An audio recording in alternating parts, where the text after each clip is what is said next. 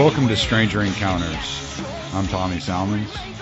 Today's guest has a bachelor's in history, and he's a good friend of mine from the interwebs, Jason Korbel. Hey, Jason. Hey, what's going on? Thank you for having me. Oh, thanks for coming on. I'm glad you were able to make time. It's funny because everything we've discussed up to this point has been recorded, and I'm thinking about trying to tag it on somewhere along the lines. I don't know. I might just save it for whenever I get my Patreon set up good, and people can pay to come listen to all the crap we've been talking about up until this point for the last hour. Yeah, that's the idea, right? We always want to make money. Yeah, well, it's a capitalist society. You better figure out how to capitalize. That's it. So we have you on today. We want to talk. The podcast is set up around individualism. It's set up around freedom. It's set up to show people ways to find freedom in their everyday life. The general concept came from when I heard Tom Woods do a speech on the Harry Brown book, How I Found Freedom in an Unfree World. And so we wanted to talk about the Constitution. And I want to give you a second to express to people why you are so interested in history and specifically the Constitution. Well, thank you. I think that the thing that drives me in my study of history, and especially the Constitution, is trying to think about how do you judge and understand the world around you? And Patrick Henry once said that, reason alone can misguide us. I have no lamp but experience. And I think that to a large degree that's true, because we can look at the world around us and think that we can figure it all out just based on, our reasoning ability. And we all like to think of ourselves as reasonable people. But I think that a lot of people will reason incorrectly and they won't understand what's going on. And you certainly can't understand what's going on just from your limited perspective. So history is there to give us a much broader perspective about what humanity has already been through, what we've already tried, what has worked, what has not worked. And I think that, although because human beings are flawed, that you can't ever point to a time period. You hear about some of these people who are, more conservative people who are supposedly pining for, the good old days. And I think that, the good old days are not ever exactly how we imagine they were. But if we can broaden our historical knowledge and our perspective on what was, we can see what the good was and we can see what the bad was. And that can help us as a society and as individuals to evolve and learn how to get rid of the bad, but keep the good. And I think that too many people will look at the past and they'll say, "Oh, well, this was bad, so we can't learn anything from them." You hear this oftentimes among adherents of the modern left who want to tear down, all the statues of the founding fathers, or all the images of Confederate images or Confederate statues, and they're just like, "Oh, well, these people, they were slave owners, or they were, they had this, that, or the other flaw." And I'm just thinking to myself, well, okay, they may very well have had these flaws, but does that mean that they had nothing of value to offer us? And I just flatly that. No, go ahead. You finish your sentence, but you just struck something in my head. So I flatly reject the idea that because a human being had flaws, and all of us have flaws, that means that they didn't have any major contributions. And so I want to study the history so that I can understand what those institutions are, so that we can have a clear path to see forward. Experience is the lamp by which we can move into the future. And I think that a deep understanding of history is probably the best way to have that knowledge that we need to forge Mm-hmm. tomorrow, if that makes sense. Yeah, no, for sure. And all I was going to say a second ago is these are the same people that arguably wrote the laws that freed the slaves.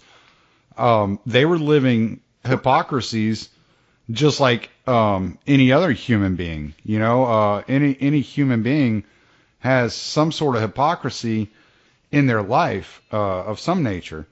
You know, so they were living these hypocrisies maybe on a macro level, and I wouldn't, didn't Thomas Jefferson he had written something about if God were to have judged the country based upon the nature of slavery, that they would all be condemned or something of that nature. I don't know the quote verbatim, but I remember hearing it before. And you can argue that these these same people that held slaves, wasn't it George Washington released his, but after his death, but Thomas Jefferson's slaves were never released even after his death, and he had even argued in court against slavery, So there were all these hypocrisies these guys were living that a lot of people don't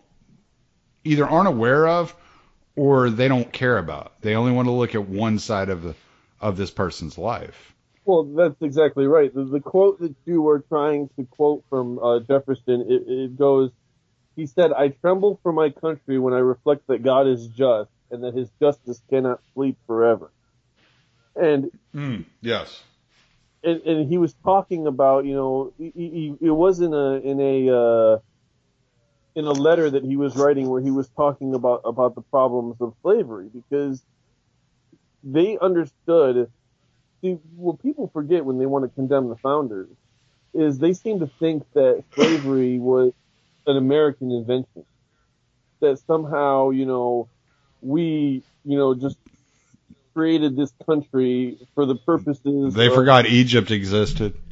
yeah, they think that, just a bunch of rich white guys got together and conspired to enslave the black man so that they can hold him down. And they forget that slavery is as old as humanity. Slavery has been with us, Yeah. unfortunately, from the beginning. It extends well beyond race, well beyond national borders. Just about every race has been enslaved to one group or another at a time.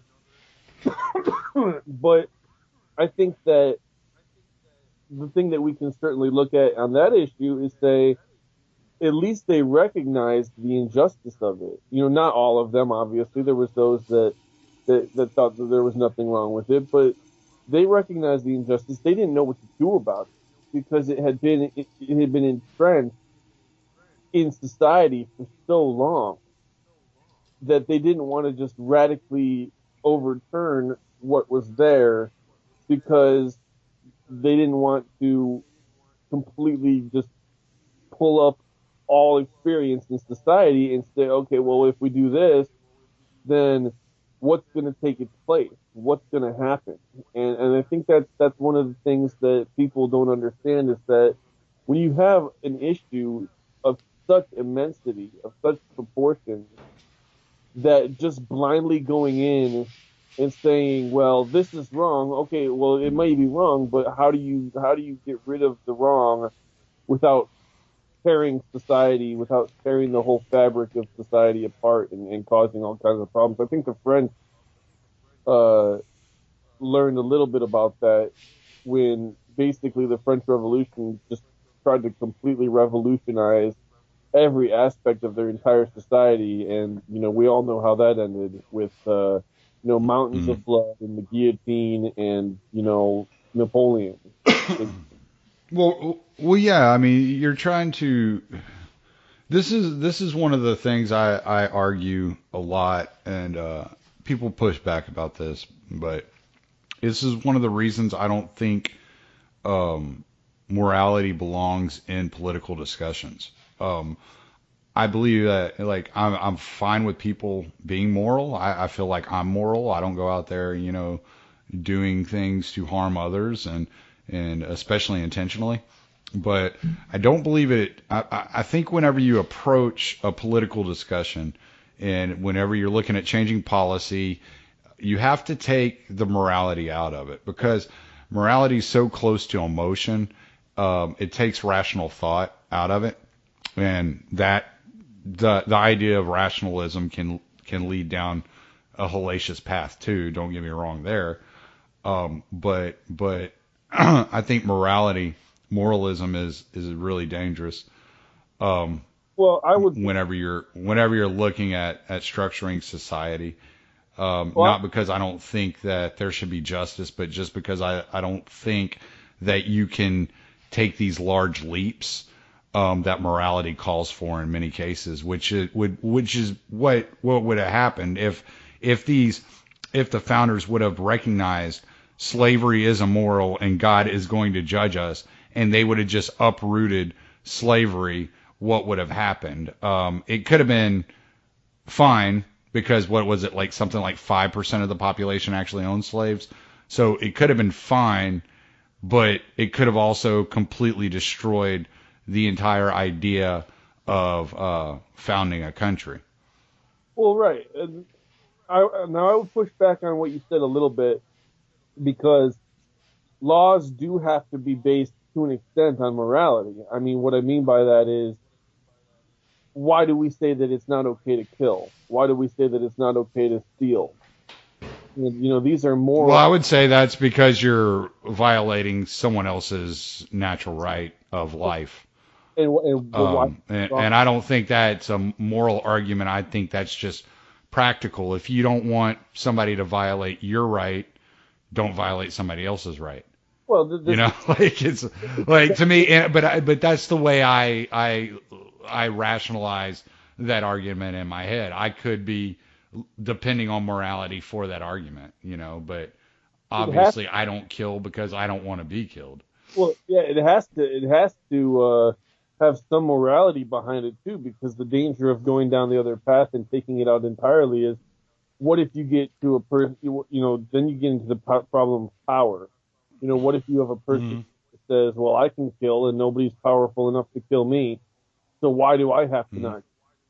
Why do I have not to Right. steal? Because, I'm powerful enough to steal and nobody can stop me, so I'm just going to Right. go ahead and do it. So our laws, the whole idea, why should we not violate natural rights? Yeah, it's because we don't want our natural rights to be violated, but that in and of itself is a moral argument.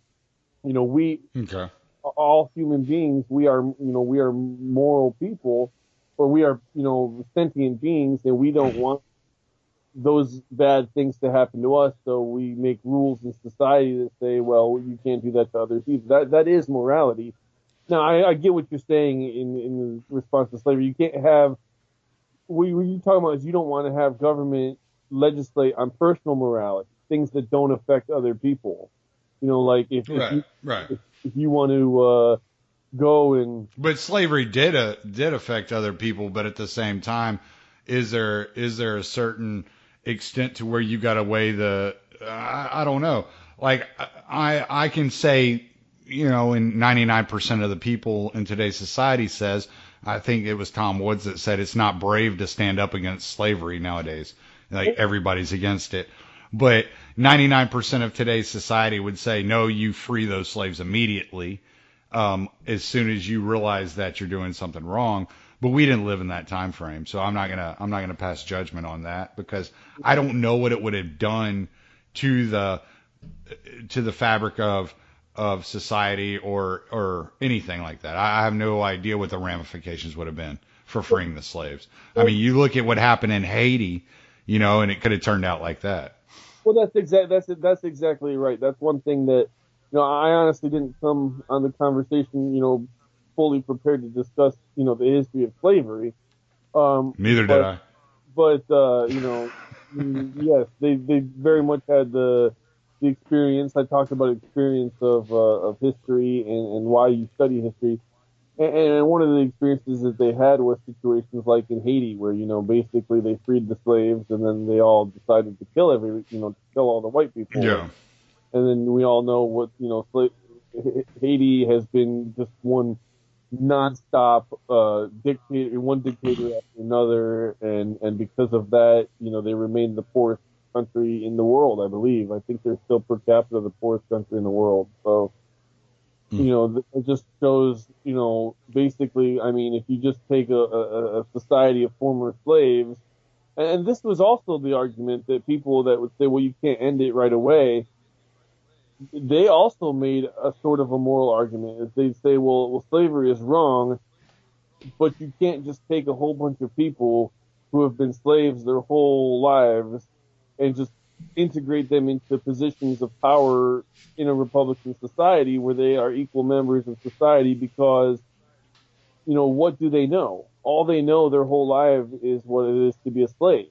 And they Mm. know, they know slave master. They don't know citizen. They don't understand, equal rights. So they're going to look at it as, well, I've been oppressed. Now I'm going to oppress you. And that was the argument that they needed to be, it needed to be gradually ended by degrees in which it would Mm. change over time so that these people could be more fully integrated into society. I don't want to make a defense of slavery. I'm just making the argument that people that argued against like immediate abolition made constantly. They say, well, you can't, Well, it's kind of like, I don't know, there's a story, that during the war, where I don't remember exactly who it was, but some Southerner went up to Lincoln after the Emancipation Proclamation was issued and said, well, what are we going to do, when this war is over and we have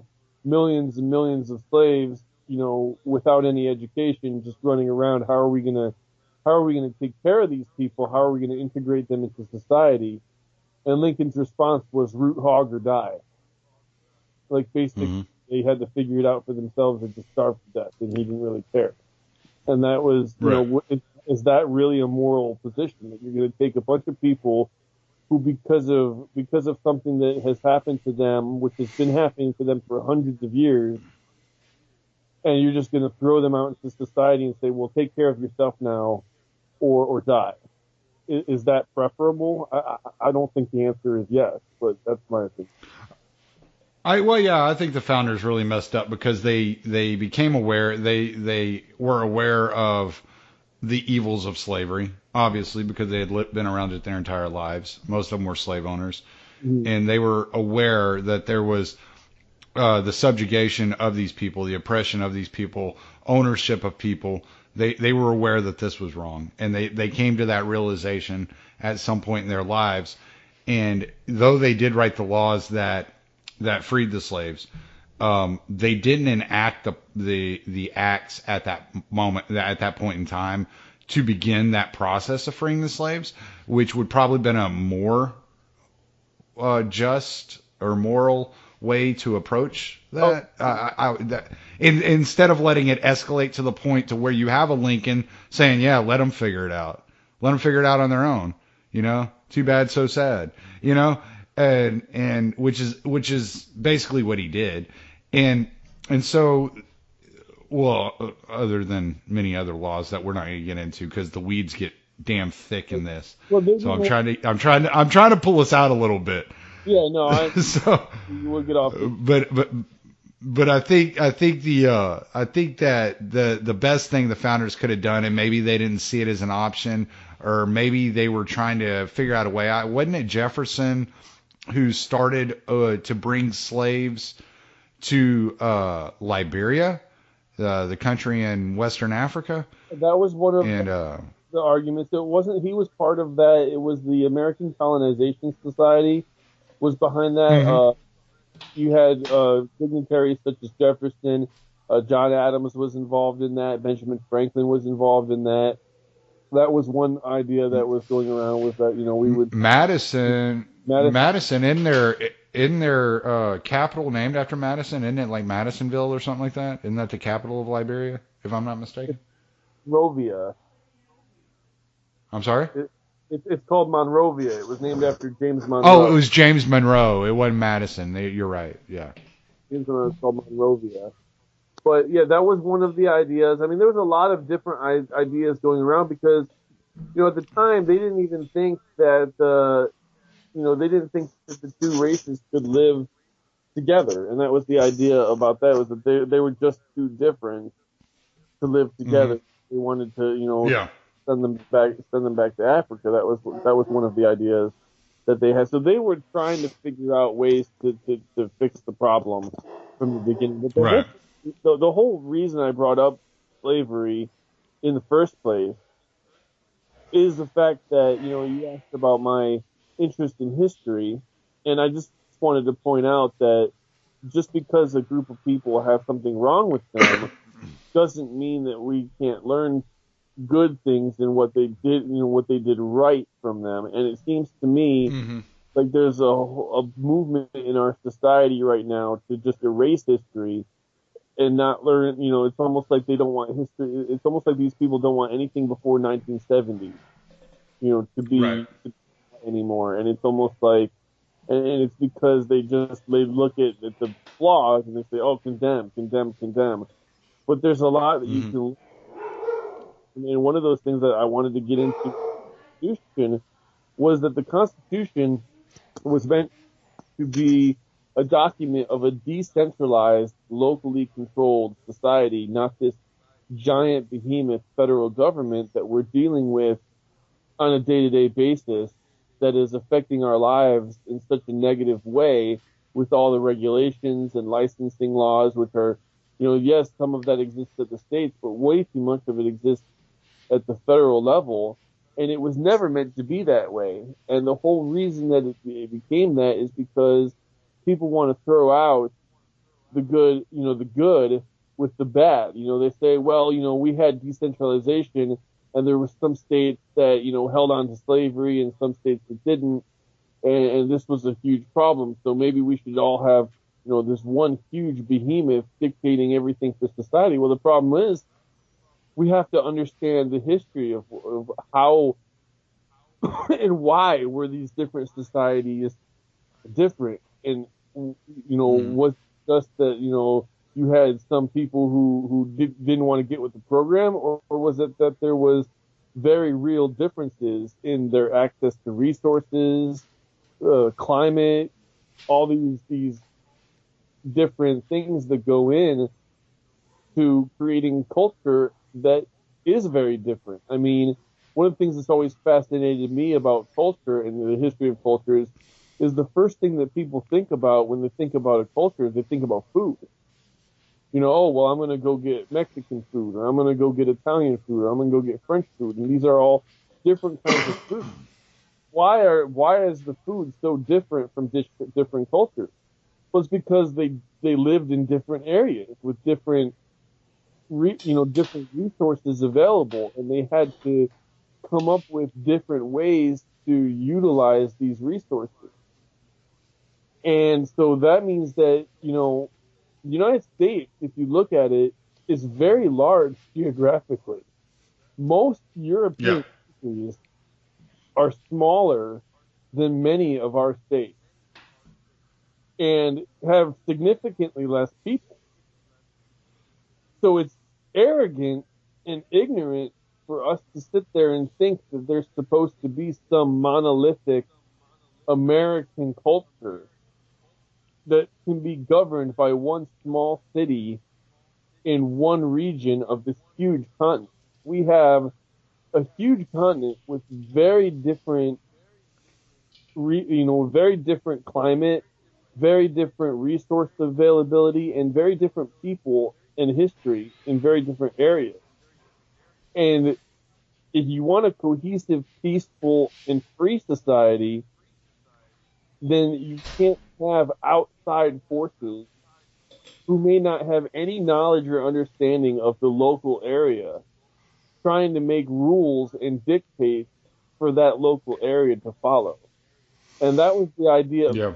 Constitution was that we would come together over the big questions that would affect all of us, but over the issues that were more day to day, that would be solved on a local level and preferably as local level as possible.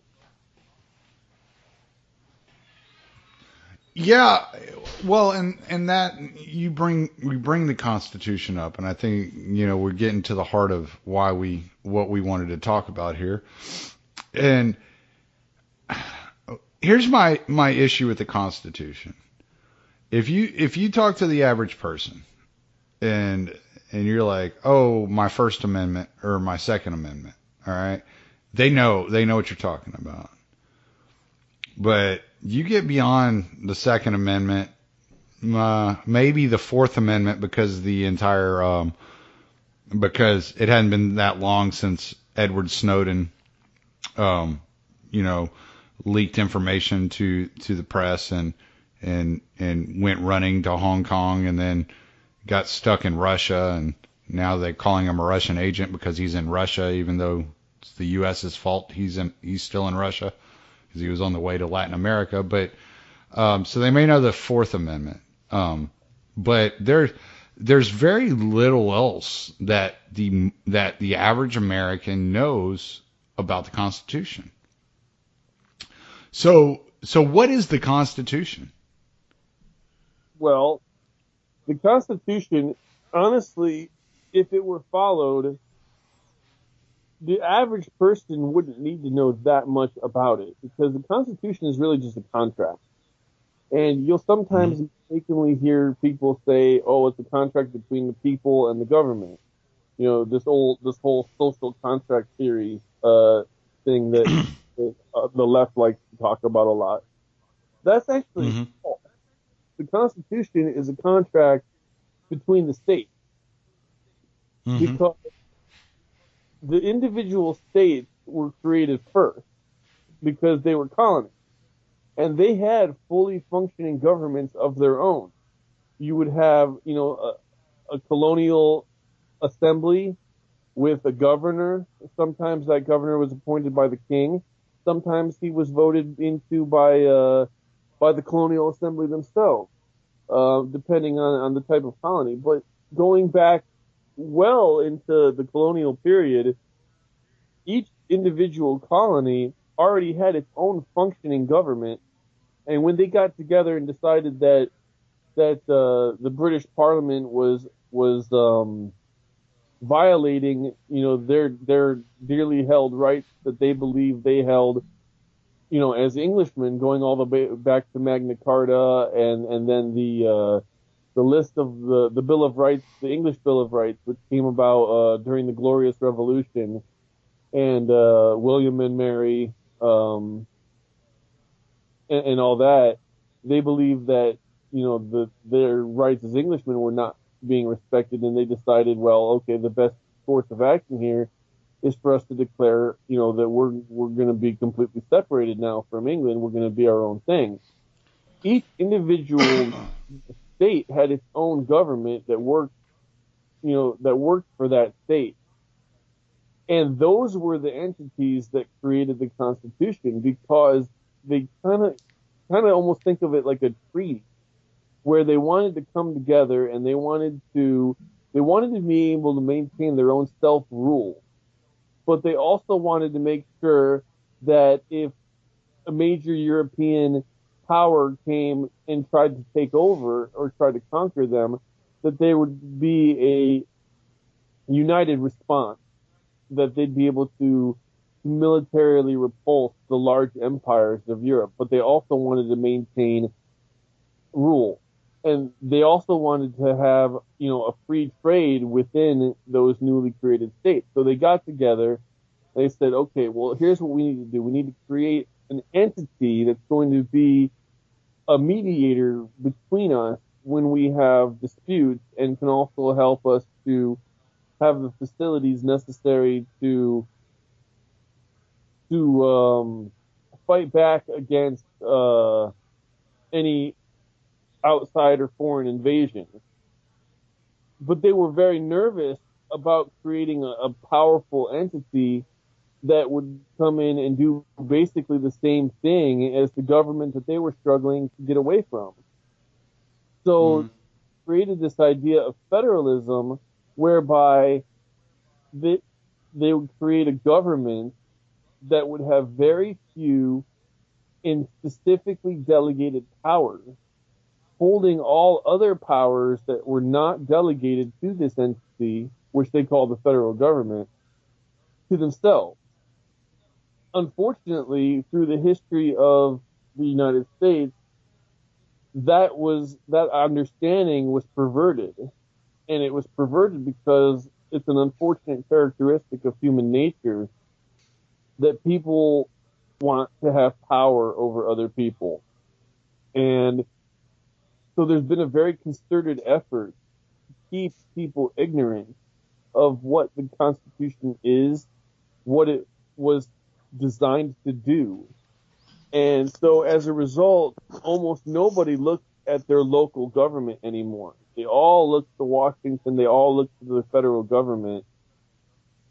And it's just a big, endless circle where it feeds itself because the government claims more and more power, and then now they have almost complete control over the schools. And obviously they're going to teach their version of the Constitution, and ultimately their version of the Constitution is we can do pretty much whatever we want to do, unfortunately. And so I definitely agree with you that we have a problem when the vast majority of the people are ignorant of the Constitution. But unfortunately, we can look at history and see where this was perverted, how this was perverted. A different discussion is how to get back to it. And I think that it's going to be hard. It's going to take people, I think it's going to take people to honestly view our history differently.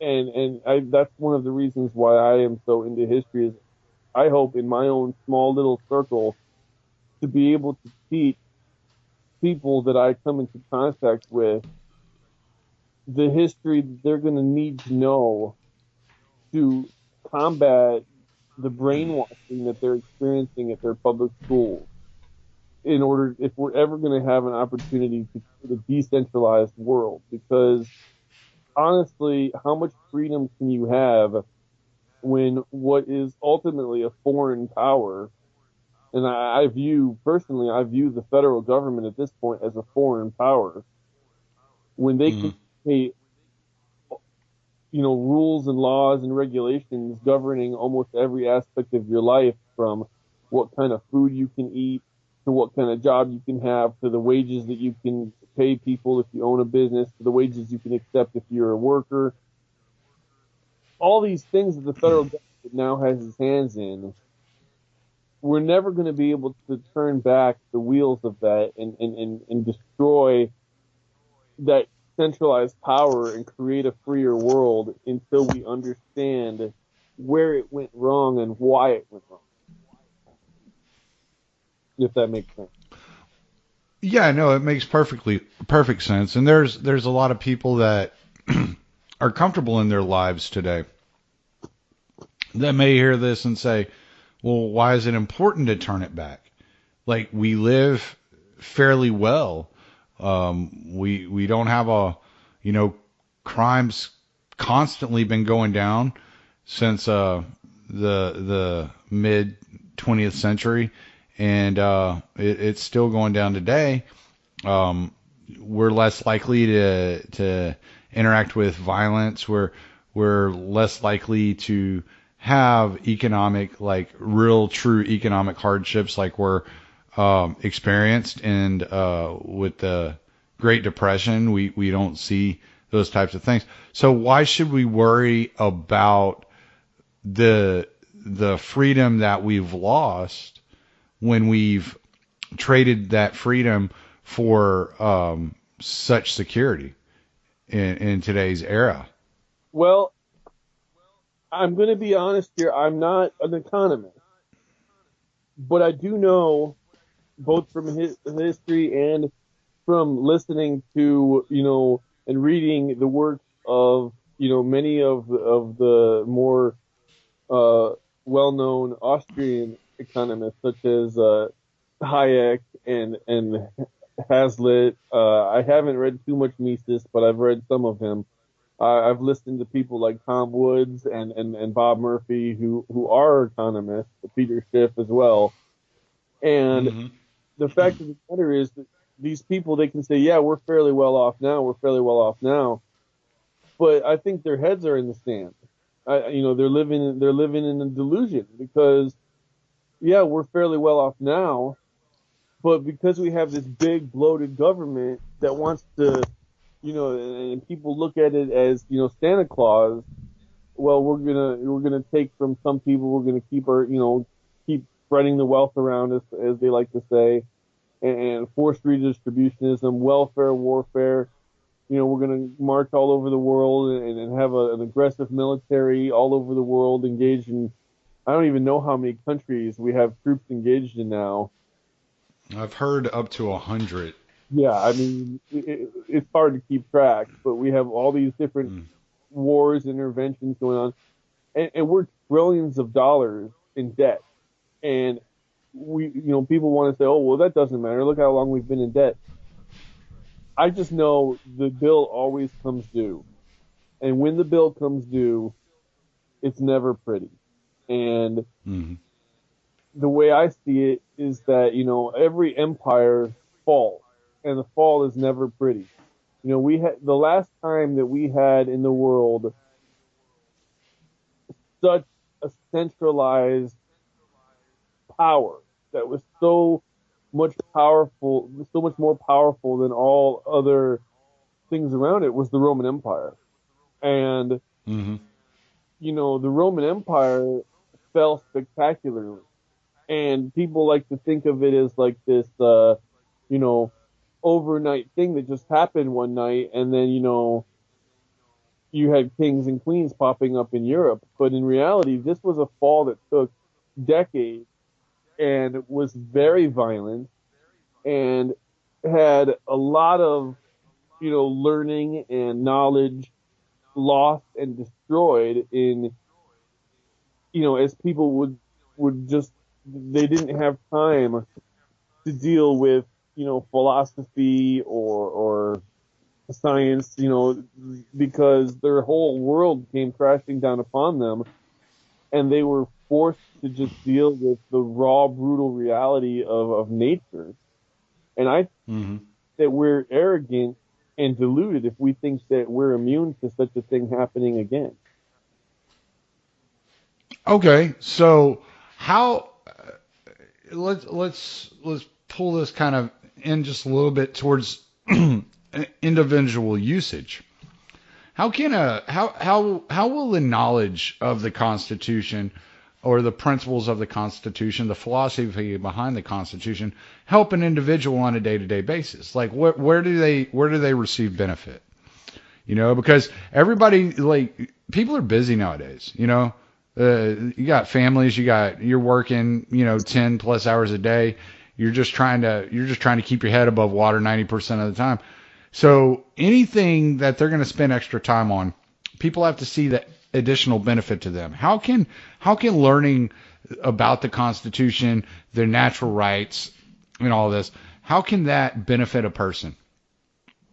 Well, I think that if they understand the proper role of government, which I would say that the founders had a very solid idea on. I think that if you read their writings, read the writing, the private writings of Thomas Jefferson, read the correspondence between him and John Adams, especially after they were president, because they had a bit of a falling out during their terms in office as politicians.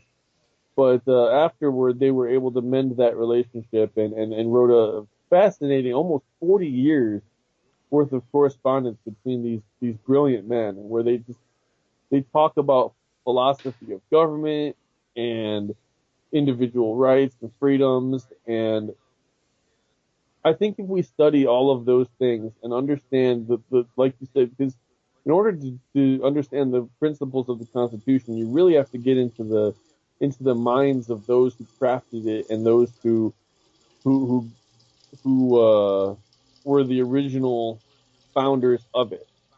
And I think that what can benefit a person individually from doing that is that it'll help them to get over the idea that we have to look to a central authority for everything. Because the Constitution, while it created our federal government, it sought to strictly limit its role and function in our lives. But one of the things that we need to understand is that rights are only one side of the equation. The other side of the equation is responsibility. And the responsibility is that if you want to govern yourself, then you have to be self-governing. And you can't look to outside influences and outside forces. I think too many people see a problem in society and they want to start these huge activist things. You see all this activism going on and people protesting outside the White House for various different things, or standing outside Congress and chanting about different things with different signs and going on these marches and everything. Honestly, I think that's the biggest waste of time in anybody's life, is that they're sitting there. I mean, think about what they're doing. They're literally petitioning a government that is supposed to be based on very limited powers and very limited things that it's supposed to accomplish, to intervene to fix some aspect of their personal life, rather than realizing, if they realize the Constitution restricts the government from being able to do that, and they would get behind that philosophy, then they would understand, okay, let's not waste our time organizing these marches and rallies to beg, a government to come in and do this for our lives. Let's do something ourselves. We have a problem in our local community. Well, the philosophy of the founders and the philosophy of the entire founding period and the Constitution was that we're going to govern ourselves in our own communities. Well, then we need to focus on our own community. Stop trying to fix all the problems of the world by imposing your viewpoint on everybody else, and get to work fixing your community. Clean up your own room before you start criticizing everybody else. Okay, I had because of the language you used, I had something pop into my head, and it's kind of like a devil's advocate position. So just bear with me here. All right. So you brought up petitioning the government to accept more power over the individual's lives, right? Over the country, and therefore it's more governing on the individual in the long run. Mm-hmm. So within the First Amendment, one of the rights stated in the First Amendment that we naturally have is the right to petition government. Okay? And if you trace it down to the 10th Amendment, it says that whatever powers aren't specifically stated in this document are left to the states or the people. Now, if the people are willing to give that right up to the government through petition, isn't that a constitutional move? I would argue that the answer is no, because Okay. it's not just to petition the government. It doesn't say in the Constitution that you can petition the government for, to come in and take somebody else's stuff, because because you think that they have too much money and you want some of that money, so you're going to petition the government to do it. It says that you can petition the government for a redress of grievances. And that's fine, but that has to be done at the proper level. So, for instance, your local police department is enforcing the law in what you think is an unfair manner. Well, then you have the right to go to that government and, to go to the government which controls the police department and say, we feel like this is being used in an unfair manner and you need to fix this. The problem is that needs to be done at the right level. If you have a problem in If you have a problem, I live in Florida. If we have a problem here in Orlando, Florida, and I'm asking the federal government to take care of it, I'm completely out of line here because now people in California or New York or Washington who have no interest or understanding of the unique situation here in Florida, now I'm asking them to come in and get involved. Yes, I have the right to petition, but it doesn't say that the government, or especially the federal government, has to, listen to my petitions. I have the right to sit there and yell and scream and protest all I want. And it says that the government can't interfere with my idea to do that. But I also have to realize the federal government especially, only has certain powers and certain authority. And I think that, if more people understood that fact, they would focus more on their local issues rather than trying to get the federal government to come in and do it. What I'd love to see is I'd love to see more candidates at the federal level who are willing to say, look, I may agree with you in principle, but I don't have the authority to do that. It reminded me of a great story where it was Davy Crockett, who was part of Congress at the time, famous American hero Davy Crockett, who went to Congress, and one of the first things he did was vote against some bill that had to do with giving some suffering people money. And his argument wasn't that people that are suffering shouldn't be given money. It's that it's not our money to give. We don't have the authority to just give other people's money to these people. They have the authority to take care of it themselves. So I would argue that people that look at the right, I have the right to petition. Yes, you have the right to petition, but you can't petition to a person to do something that they don't have the right to do. And governments only have to do what an individual has a right to do. The whole purpose of a government in the first place is to solve the balance of power problem. And that is that, we have, what does it say in the Constitution, or I'm sorry, not the Constitution, it says in the Declaration of Independence that governments are instituted among men to defend these rights. And the rights they were talking about was life, liberty, and pursuit of happiness. Now, pursuit of happiness was really just a code for the control of, the pursuit of and control of private property. And so government was instituted to protect those rights. But because of... Is it... Well, it's because I was just going to ask real quick, is it true that they, because I know Locke originally wrote Life, Liberty, and Property. Now, is it true that they took property out of that because they were afraid of that signaling that it was okay to be a slave owner? I've heard that argument made. I don't think that was what was going on. I honestly not familiar with the Style Committee's reasoning on changing that. I think that they wanted to make it clear that you could pursue, that you didn't have a right.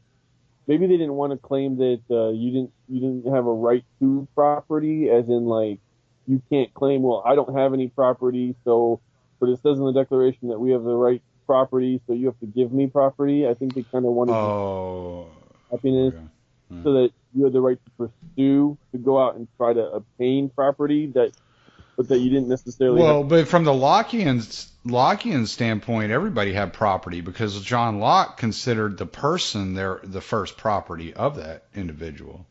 Right. So I mean, but you had the right to pursue more. You had the right to use those faculties and use resources. You had the right, according to Locke, to go to a piece of ground that was unclaimed and claim it. And homestead, for sure. Yeah. Do it, and that nobody could come and take that from you.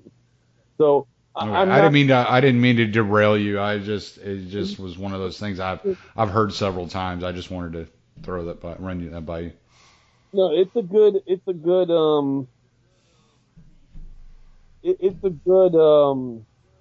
question, and it's one that it made me think a little bit for a minute.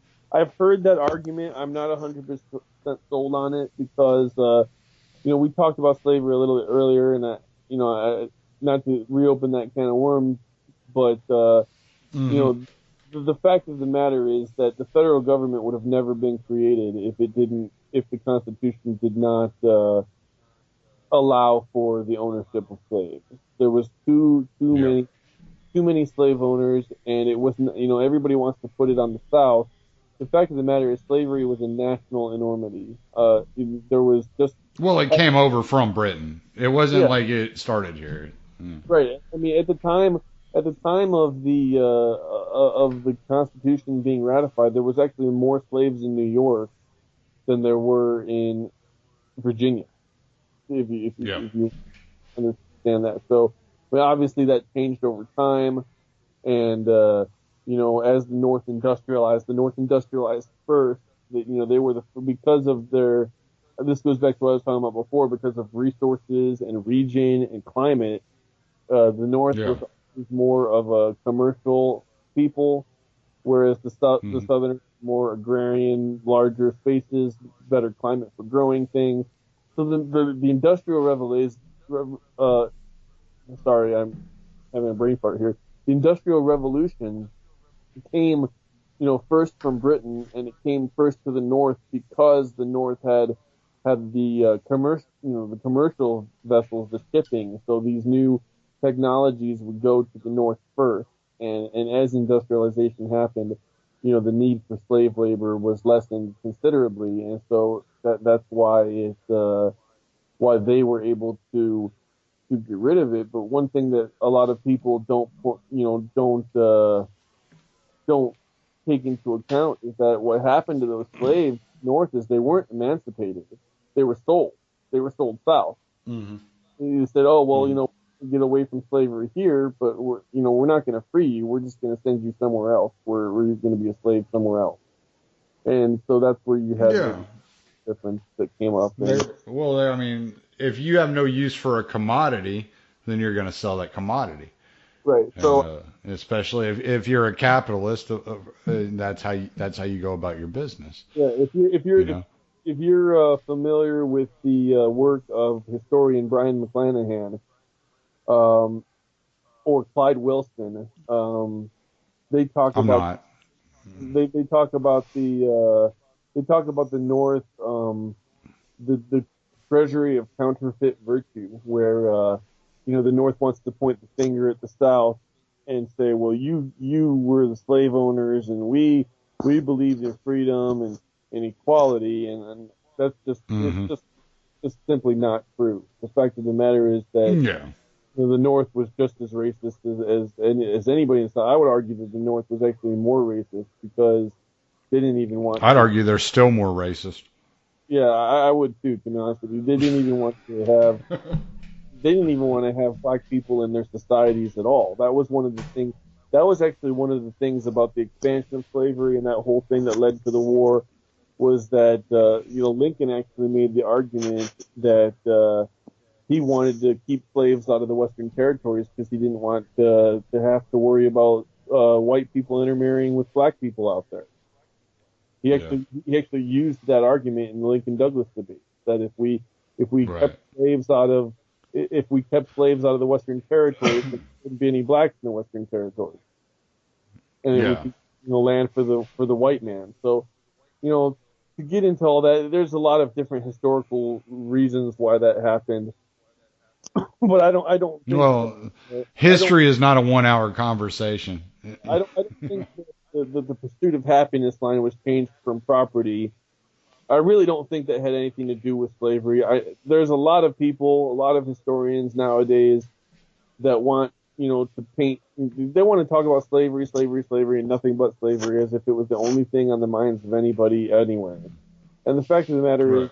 slavery was an ugly reality, but it was a reality. It was just part of Well, it their was a life. daily reality. Yeah, it was just a daily reality and part of their lives. It wasn't. I don't think that they had very many conversations in the Constitutional Convention, and especially not in the Second Continental Congress, where the where the language of the Declaration was finalized. They really didn't have a whole lot of conversations about slavery. They just kind of it was just kind of there, and they knew it was there, and they were focusing on what to them was much bigger things, which was, their own independence and their own way of governing society. So I've heard the argument, It would but I it don't. would be the equivalent in reality. It would be the equivalent of if people were going around daily, just everyday people going around daily back then talking about slaves. It's the equivalent of going around trying to convince people that taxation is theft. I mean, like libertarians have a monopoly on that line, because everybody else looks at you like, what are you talking about? And Right. it's like, yeah, it's wrong. Like you can't justify it. Yeah. So I mean, there was certainly those conversations, but I don't think it was a big part of when they were setting up their philosophy of government. It was kind of Right. so. So I mean, But that's what I'm saying. It was a small segment of society, number one, and it didn't overrun the entirety of the conversation. It wasn't like the major ordeal in the conversation. right. So I mean, so getting back to what I was talking about, if I can remember now, because we kind of went on a big tangent there. Yeah, we veered off. Excuse me. We went off the plantation, so to say. You might want to edit that one out. I'm gonna leave it in, man. But but in any case, so going back, I was talking about local control and pursuit of happiness, and how people understanding the conversation or understanding the Constitution can benefit their lives. I think people are wasting too much time looking for outside forces to fix their lives instead of taking responsibility for their own lives and realizing that the Constitution, all it did and all it's supposed to do is create an arbiter between the sovereign state. And I think that, Hmm. you know, you often hear people, oh, well, we're all Americans, America first. That's the big thing, with, Donald Trump, make America great again, America first, Right. all the time. I think that if you went back in time, this was a very foreign concept to the people that framed the Constitution. To them, their country was their state. Thomas Hmm. Jefferson would talk about his country, and he'd be like, I long to return to my country. He was in Philadelphia Hmm. saying this. Yeah, he was talking about Virginia. Well, Virginia. He wanted to go home. He wanted to go home to Virginia. Yeah. About Virginia. And I think that one of the things that we've unfortunately lost as a society is that too many of us are focused on, well, yeah, America first. No, I mean, Florida first. Or if you're in Texas, Texas first. Or if you're in Massachusetts, Massachusetts first. And if Hmm. we understood the Constitution, then we would have that mindset. And if you have that mindset of my home first, my place first, well, then you're going to focus more of your energy into fixing whatever the problems are in your locality. Right. Well, and then that with John Bolton, he talks about that a lot. He talks about having 1,000 independent cities. That independent of the government. Of the federal and state government. These are independent cities that govern themselves, You don't, and that's what he talks about. are you talking about Michael Bolden from the Michael Bolton. I'm sorry. I don't know why I said John. I said it, and I'm like, that's not right. John Bolton is that inhuman monster that wants to bomb everybody everywhere. Oh, see, I've been listening to too much Scott Horton. That's the problem. He's a with the glasses, and he's always like, "We're gonna go bomb everybody everywhere all the time." Yeah, he's the one who's got a hard on for Iran. Yeah, he wants to bomb Iran all the time. Yeah, And Michael Bolden, you're absolutely correct. But he talks about having 1,000 independent cities. Yeah. yeah, see, I mean, Michael Bolton, I think he understands this completely. I mean, I love the work of the 10th Amendment Center because they're doing a lot to get this original understanding of the Constitution out there, because the real genius of the Constitution is to create a government that was powerful enough to prevent foreign influence and create a free trade zone while leaving the people free to govern their independent and very different and very diverse communities according to the needs of their own communities. And Yeah. been perverted, we've become very much like the European empires that our founders were trying to get away from. And I think they've grown complacent in that, and they don't understand why that would, why we should go back to the original understanding. Well, I mean, this is one of the arguments I make all the time. There's 350 million people here in the United States. If there's a problem in your local community, where's your voice going to be strongest? Is it going to be strongest as 1 out of 350 million? Or is it going to be strongest as 1,000 or 1 out of 100? Right. So if we focus on our local communities and understand that we're not supposed to look at the federal government to solve every problem, then people they won't waste so much energy on what is ultimately a fruitless and frivolous endeavor. Right.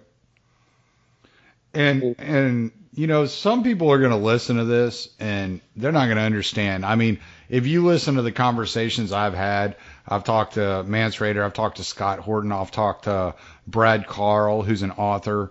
I've talked to a band out of South Africa called Deadline, who does the music for the program.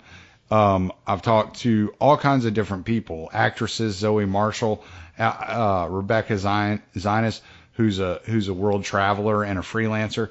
And I've talked to all these different people, and my whole point is, like, I want to return power back to the individual. This is my goal. I don't care. It's not like whenever I talk to like somebody like Scott Horton or Mance Raider or you, where politics intermingles with it, it's about like showing you what's wrong with the political spectrum. This is about like returning the power back to the individual, because the individual ultimately has the ultimate power to change their own life. That's exactly unless right. they hand that power over to somebody else. And so you gotta grab that power and you gotta harness it and you gotta take off with it. Go ahead. I'm sorry. No, well, you're exactly right, because as long as people look to a central authority to govern every aspect of their lives, they're going to steadily lose power and lose power and lose power. And the fact of the matter is, while you and I have had conversations about anarcho-capitalism versus constitutionalism, and I'm not fully on board with the whole anarcho-capitalist vision. I'll tell you this much: if you have any intent of ever getting there, there's certainly no way of doing it as long as the trend continues towards centralization. The first thing no doubt. The first thing we have to do is to get, if you want it to be to the point where we don't, where it's all about the individual at all, the first thing we need to do is at least return it to the control of local communities. And right. Well, and both of us operate out of good faith too, and I think that's another thing that makes a difference. Like, and there's not a lot of good faith out there today when it comes to these types of discussions where you can honestly disagree with somebody. No, well, I mean, I feel very much, I know that you listen to the Jason Stapleton program, and I do too. And I think that one of the things that Jason has said in the past, which really resonates with me, is that, we're all on the same bus going in the same direction. Now, I may want to get off the bus before you do, but there's no sense in us sitting here and infighting with each other when we're so far. The bus is going the wrong way. We got to turn the bus around and at least get it going in the right direction. And right. And I think that a very important thing to getting it in the right direction is to at least understand what the Constitution is, what the society it was attempting to create looks like, so that we can understand where the flaws in that society are, so that we can move that bus in the right direction. Because if we don't even have the understanding of what the society that was envisioned was supposed to look like, then we can't even understand what the problem is. And if we, when you go to the doctor and you have cancer, if he thinks it's a cold, well, he's not solving the underlying problem. He might give you a pain medication, you might feel better, but that cancer is still growing and it's going to kill you. And so, Mm-hmm. in order to get the proper treatment, you have to make the proper diagnosis. And I don't think that you Right. proper diagnosis if you don't understand what the problem is. And so many people have Mm-hmm. for our founding fathers, and I think that's good. Now that's starting to erode a bit, and I think that's very dangerous because I actually see more of a French style revolution coming to our society, and I Mm-hmm. avoid that at all costs, because if we got really into the weeds on history, I think that the French Revolution was probably the worst event that's ever happened in humanity. Oh, And really? and and the fact of the matter is, if we want to avoid that kind of society shattering thing, we need to understand the history and the intention, that we can see clearly enough to start moving in the right direction. And to me that's what a proper understanding of the Constitution brings to individuals' lives. It brings the realization that what we have is not what we were supposed to have, and it gives them the ability to focus on creating that decentralized society that is a prerequisite to get to where we want to be. Right. Well, I'm gonna stop us there because we got 2 hours plus of recorded material. We got an hour of it that's definitely going in here, and I just want to give you a chance to, if you want somebody to find you, if you want people to follow you or get to know who you are or anything like that. Do you have anything out there you're publishing, a website or anything like that? Unfortunately, right now I do not. I do plan on setting up a website soon. If anybody has any questions, if they want to get a hold of me directly, they can either they can look me up on Facebook, under my name, Jason Korbel, or they could email me directly at jkorbel82@gmail.com. Uh, I do from time to time. I have an article. It's actually a book review that I've published at the Abbeville Institute, which is Mm-hmm. available at abbevilleinstitute.org. I only have the one published article there, but so unfortunately right now I do not have a website or anything like that, although that is in the works for the future. Okay. And well, whenever I put this one up, I'll make sure that as you update your information, I'll update the notes for the show notes as they call it. I have show notes. It's awesome. Thanks, I Um, appreciate but other than that, I'm gonna shut us down. If you'll just hang on 1 second, I'll close us out and then we'll get off of here. I know my wife is starving at the moment, so Yeah, I'm gonna get in trouble.